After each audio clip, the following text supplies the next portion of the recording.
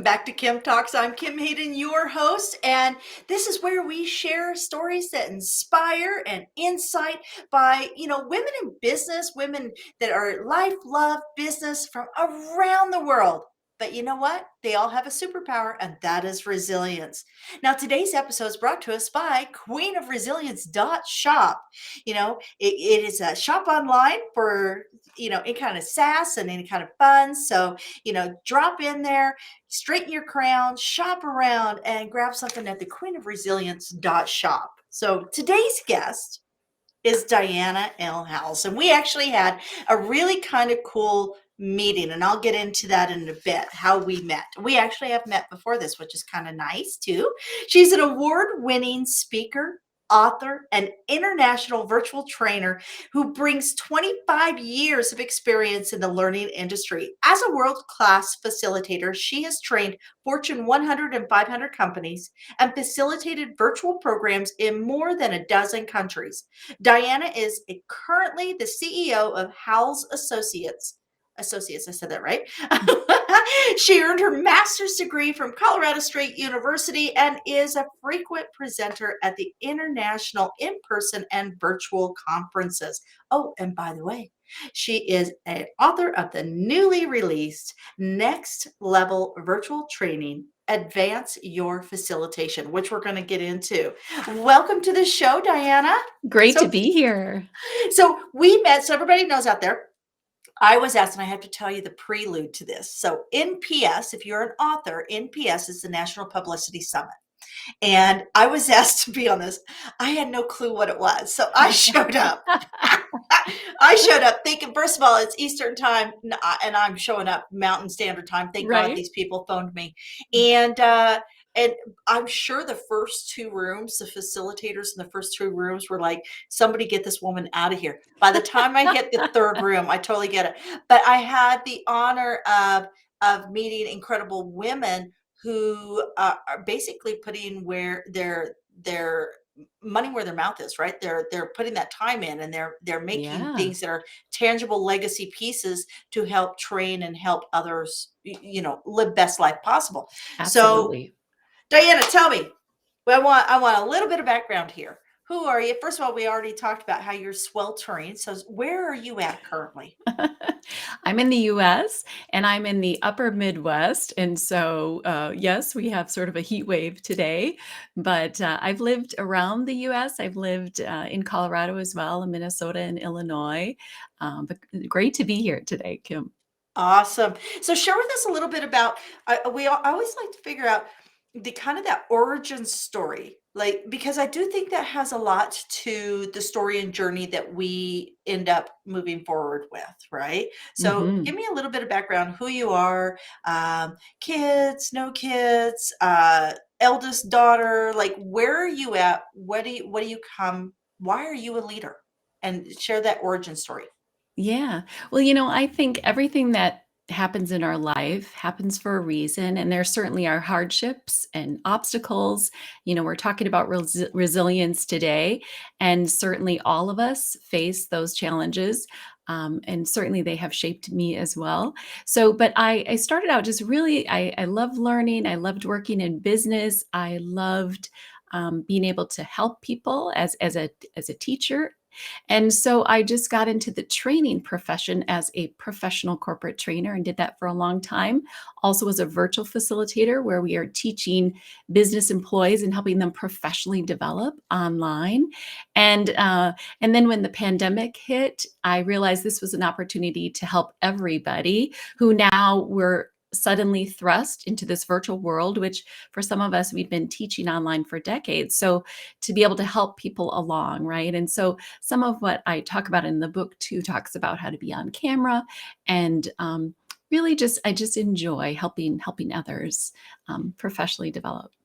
The online world, so technology tends to not be as strong with women as we see with men. It's like this language. And yet this is a space that you've worked in the virtual space for a very long time. When you first entered that field, what did the landscape look like? Oh, it's very different. I mean, there is similar things to what we see today. We did have video capability, so I'm talking 2000, 2 decades ago, but nobody really used it very much because it was just one little thumbprint picture in like the upper left-hand corner, and the bandwidth was low and the quality wasn't very good. And if we showed ourselves on camera, it was maybe for like 10 seconds. So we had a lot of still pictures. We could do breakouts back then for those of you who have tried breakouts in different platforms, whether that be Adobe Connect, WebEx, Zoom. But it was through the audio. We had the phone line for the audio, the internet for the visual, and we could put people in audio phone line breakouts. So it was very, very different. We had chat, but it wasn't as effortless as it is now. So it's been really fun to see the improvements. And I do remember back in 2000 when people would put you on hold because we were using the phone lines for audio. So that music, that old music would play and everybody would hear it. We don't have that problem anymore because we use computer audio. But yeah, so it's interesting. Every decade, I suppose, has its challenges. But what has not changed is people being on mute. That popular phrase, "You're on mute." We did that back then. We still do it today. Oh, too fun, too fun. Yeah, I remember being put on a hold a few times and Yeah. that elevator music comes on. It's like, Right. okay. Um, so being female in this, do you find that that's been an advantage as you've moved forward? Was it an advantage or disadvantage when you first came into the field? I think at the time there probably were more of us who were women in the training field. We certainly had males and men as well, but I think women were in the majority.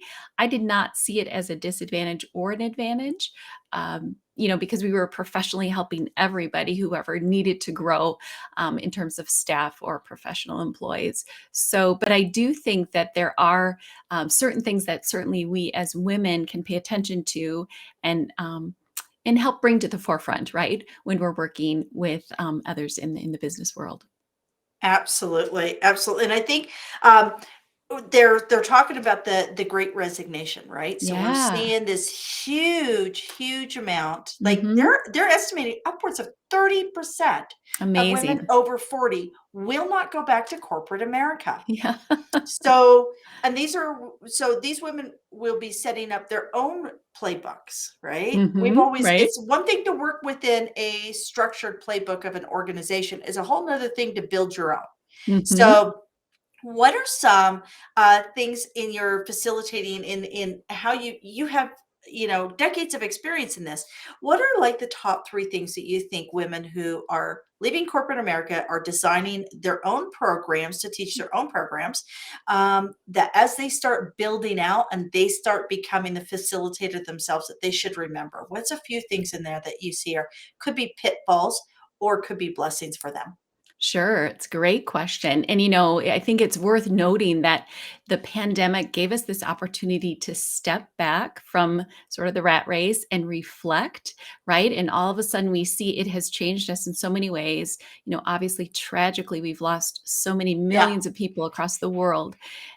We've also seen inwardly how we have persevered right through hardship, and maybe we are um, you know, in different ways, we certainly are coming out in a different way. But yes, I would say to answer your question about what professionals can keep in mind is when we are using the virtual technology, because it is here to stay and not going away. We see it yeah, only growing, right? For how we can connect. The world is a global village now, so we can invite and include so many of us in the world in these online connections. But being on camera, there are a couple things to keep in mind. So number one, you want to frame yourself well in the camera frame. Use the real estate well. So you don't want to truncate yourself at an odd angle, like just have your yeah, face down here at the bottom. And you also want to light yourself well. So many people make the mistake of having a window behind them. And when they're backlit, they really cast themselves in shadow. We yeah. want to see when you're working online, leading a meeting, working with customers, presenting virtually, a virtual presentation, we want to see your face, we want to see your eyes, we want to see your mouth. So if you light yourself well from the front, that's another one. And I think the third one I would say is be careful of the angle of your device. If you're on a laptop or if you're on a tablet and you are looking down at the device, it Yeah. creates this sort of looming character. It's very intimidating for the recipient who's watching you. So as you build your business, women entrepreneurs, women solopreneurs, we know it's important to establish rapport, credibility. And so really elevating that device or that laptop to be about eye level works well for creating and establishing relationships. Oh, absolutely, absolutely. And that looming thing is very real. It I is know. very real. And you know what? It's It's awkward. not even just the looming. It's like, you know, you get to see everything. Yeah, that too. It's like and We don't need that. that's Yeah. not a good look. That's not a good look. So and right about this time, I like to encourage everybody, if you're liking the conversation as we're moving forward, please remember to like, share, comment, and subscribe because your support is so very important. And now we start getting into kind of the meat of it. Why? Why do you do this, Diana? Because everybody has a why. And so if we go back 20 years ago, right? Mhm. Why? Why did you decide to go in this route? Yeah. I just really feel like people on this earth, sort of in this universe, you are put here with a purpose. And for me, that purpose is to help others. So I just find it so rewarding. Helping others discover the aha, which happens through virtual facilitation, virtual training, virtual learning. But it's just so rewarding, right? I've had so many people help me in my journey, in my career. And so it's great to pay it forward. So that's really the nugget of why I do what I do. It's really helping others get to where they need to be through different venues, whether that be the online virtual presentations, virtual facilitation, virtual training, or leading others when you're working online with virtual meetings. So, okay, so virtual is still fairly new. It's only 20 years old. So, with that, knowing that you would have been on the developing edge of this industry, what was it about the industry that intrigued you? Did you come from a teaching background? Was this, 18-year-old Diana, you're taking a look at all the options out there. What was it about this? Because I could see somebody who today who is 24 who's, Hmm. looking at this because we've had 20 years in this space. Yes. So I'd love to go because you really are kind of like that forefront. You're that pilgrimage, you're headed Pioneers, across. right? You're the pioneer. That's the Pioneers. word. Thank you, Diana. It That's was the a word I P was word. looking for. Yeah. It was in there.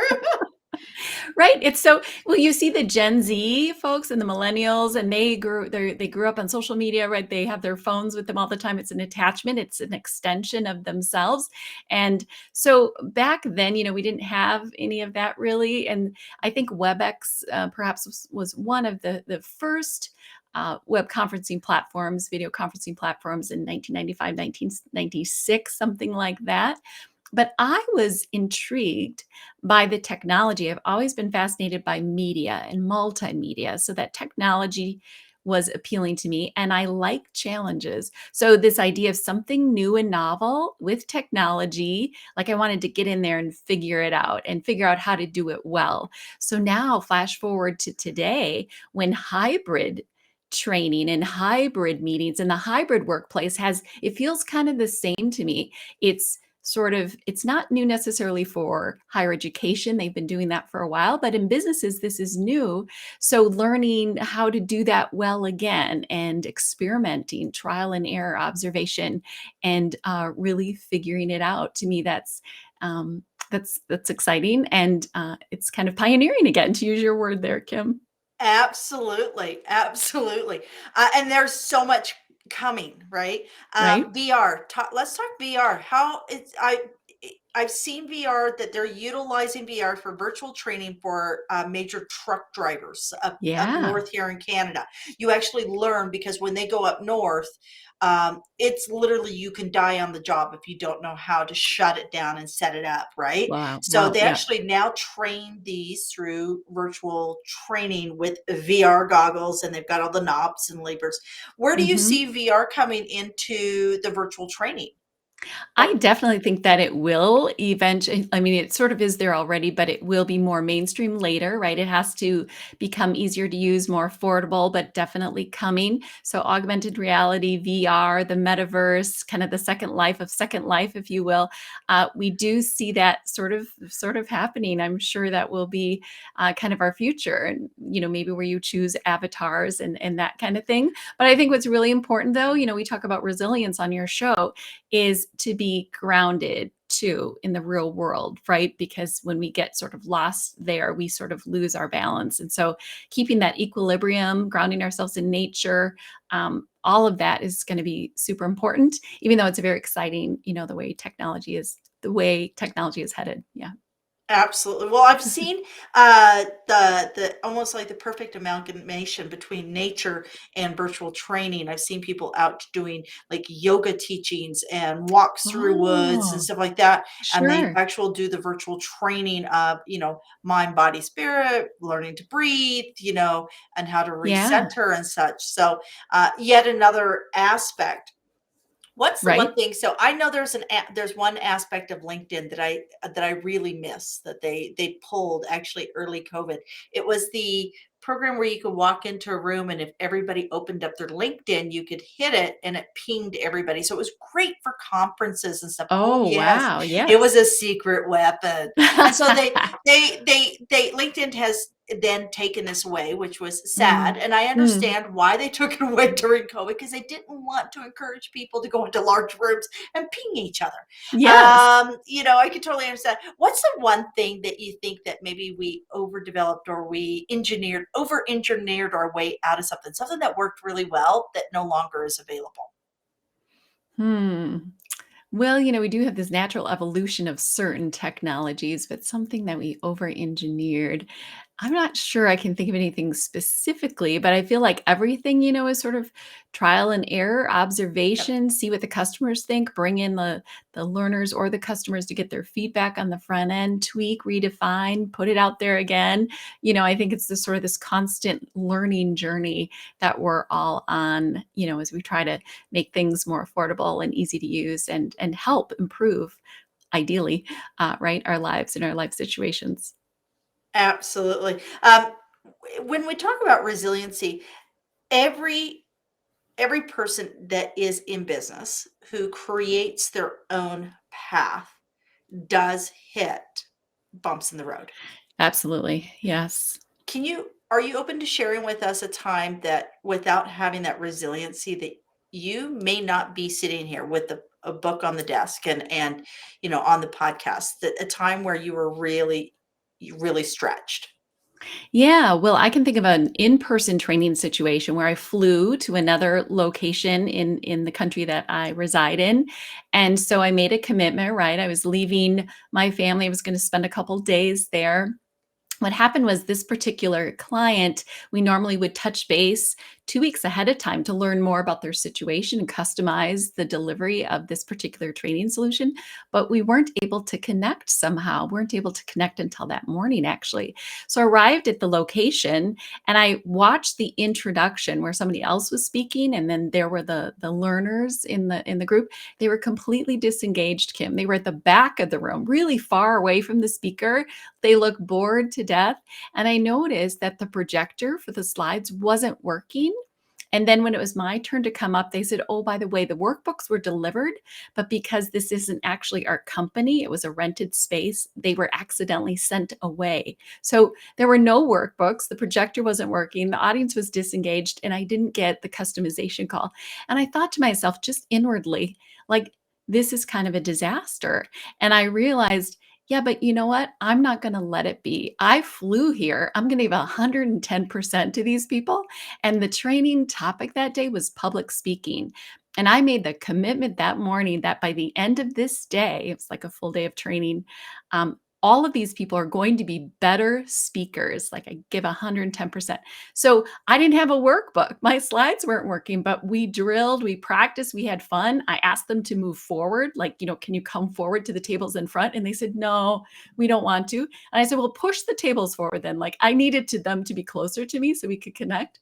So they're like, okay. So they moved the tables forward. But anyway, we had a great day. The workbooks eventually showed up, I think, in the afternoon. But guess what, Kim? At the end of that day, that was the only time I've ever received a standing ovation from an in-person training class. And that day could have been a failure, but instead they gave a standing ovation. So it's a story of how you can That really turn things that around. is absolutely, and I think that's a difference between those who do. You just walk in and it's like, Yeah. assess the situation and make it happen. It's What can not you this do? is exactly, it's not an option to Mhm. quit. Maybe it is for some people. I don't know about Mhm. you. I don't quit. Um, Right? there's days when you're building your company, and I'm sure every femme founder out there, every female entrepreneur out there, I mean, we're still dealing with less than 3% of traditional bank loans are going to women to help them get started. So the Mhm. start is hard. We're getting this locomotive going. And ladies, I know it's hard. It's I hard. I have had days where I just need to stop and I need Mhm. to just Take a break. reset, Mhm. and I just need to figure it out. And you're not alone in this. And Mhm. one of the things I love about the book that you've written, it's 400 pages long, so that's a really big book. But I love the fact that you're breaking down a lot of things, because a lot of uh, uh, female business developers haven't had to develop their own protocols, their own trainings, all these types of things. And where do you even start with that? Sometimes even just not even knowing the language of how Mhm. you pre-frame things, Right, right? right. And you mentioned frame, even having a framework sometimes, having some kind of structure to guide you, is so helpful too. Mhm. Absolutely. And, I myself am sales and entertainment. That's always been my background. Yeah, So for me to step into starting a business from ground up, that is a challenge. And I hats absolutely. off to every woman out there who's done this, and is doing this. Share with us a little bit more on your journey of writing a book, because writing a book is Mm. uh, less than 3% of North Americans will publish a book. 3%.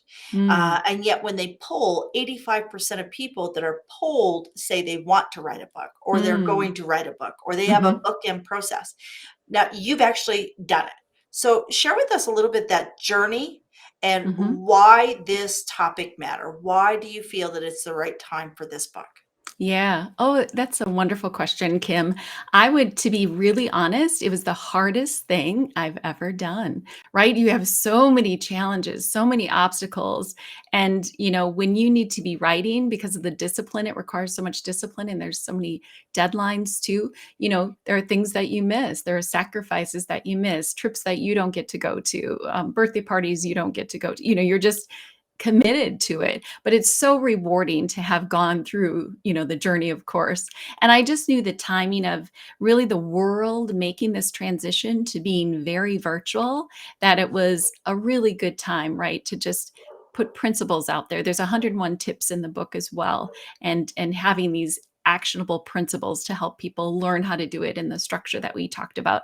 But I always think about, we had lots of trees in a different property that we used to live on. And I would watch those rainstorms and really thunderstorms come and the winds would blow.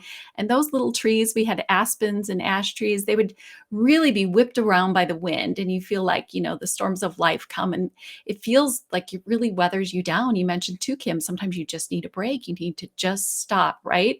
And reset yourself. But when you think about it, those trees that through that wind, they are anchoring their roots even more, right? They're more grounded. So that wind, those hardships that come, they can help us dig down deep and be more grounded, right? In our root structure.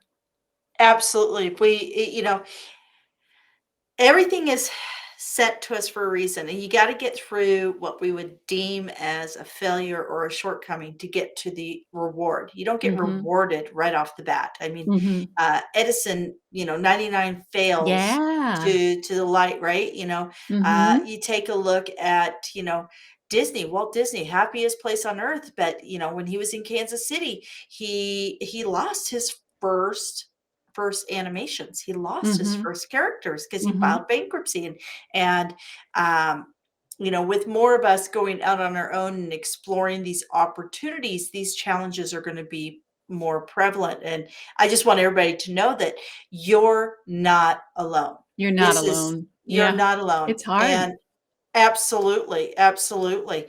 Um, what is a quote that you kind of gravitate towards, Diana? What's something that makes you, it's like when you say anchor the roots deep, when Mhm. the day's hard, or when you need something, that mantra to charge into battle. What's your Mhm. quote and why?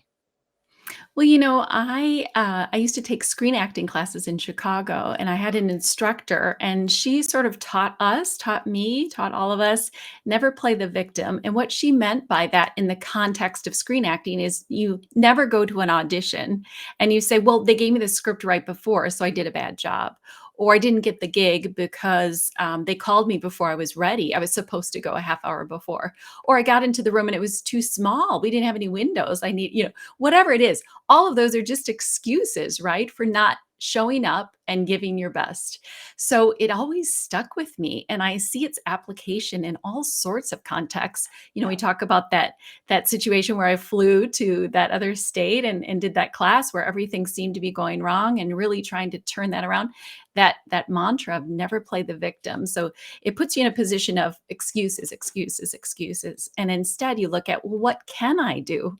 What's the situation? Accept it, and then what can I do? So then action can be taken. Absolutely. And I 110% agree with you.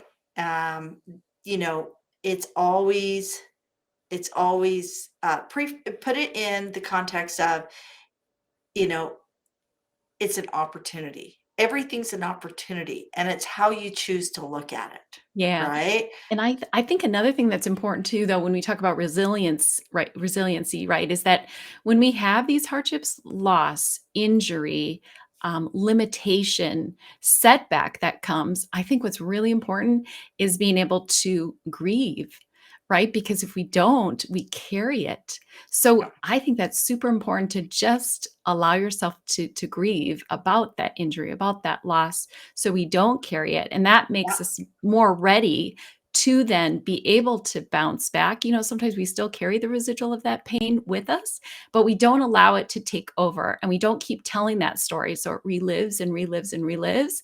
And that helps us move forward in a positive way. And that's to me what resiliency is. Oh, absolutely. It's ensuring that we are looking at things that I do like the fact that you're saying do take time to grieve, right? Yeah. Because I know that we have this whole kind of shtick out there right Hmm. now. Everything's positive, and but the reality is there is reality. There is a foundation here. There is a baseline here. I Yes. remember having a conversation with somebody who this is a few years back. Mm. Calgary has been in a recession Mm. since 2015.